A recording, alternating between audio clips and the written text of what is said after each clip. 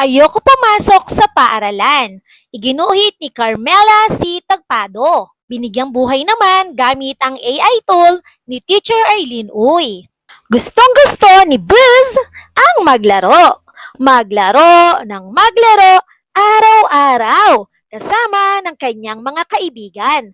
Masayang masaya sila sa taguan. Ayokong pumasok sa paaralan, sabi ni Buzz. Ang gusto ko'y maglaro ng taguan. Pinayagan naman si Buzz ng kanyang nanay.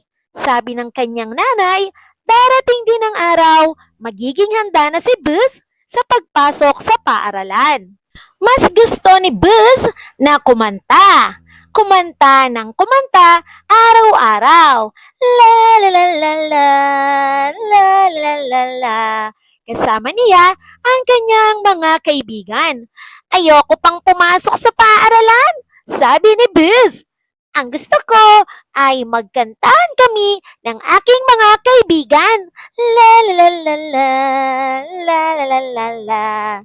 Pinayagan naman si Buzz ng kanyang nanay. Nilakasan nila ang pagkanta. Natulig pati mga gagamba. Sabi ng nanay niya, darating din ang araw na magiging handa na si Buzz sa pagpasok sa paaralan. Mas gusto ni Buzz na gumuhit at magpinta. Kasama ang mga kaibigan, gumuguhit siya ng bulaklak, bundok, hayop at sari-saring bagay na kanilang nakikita. Ayokong pumasok sa paaralan, sabi ni Buzz. Ang gusto ko'y gumuhit at magpinta kasama ng aking mga kaibigan. Pinayagan naman si Buzz ng nanay niya. Pero isang araw, kinausap si Buzz ng nanay niya. Panahon na para pumasok ka sa paaralan. Sinamahan si Buzz ng nanay niya sa paaralan. Ayaw pa sanang pumasok ni Buzz sa paaralan, pero sabi ng nanay niya, panahon na para sa pag-aaral niya. Naisip ni Buzz na sundin ang kanyang nanay. Baka nga magustuhan din niya sa paaralan. Sa paaralan, naglaro sila ng kanyang mga bagong kaibigan. Nag-aral silang kumanta, la la la la la. Nagbasa ng kwento ang guro.